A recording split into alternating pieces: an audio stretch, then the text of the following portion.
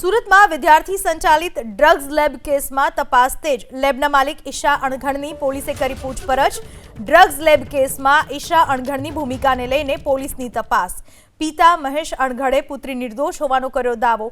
ઈશાના મિત્ર જનકે 12,000ના ભાડા પેટે ઓફિસનો ભાગ આપ્યો હતો ભાડે।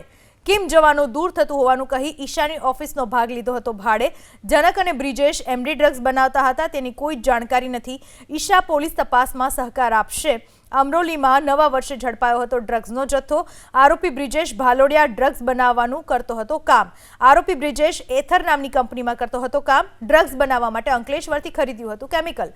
આરોપીઓ એકબીજા સાથે ટેલિગ્રામ અને વોટ્સએપ પર સંપર્કમાં હતા।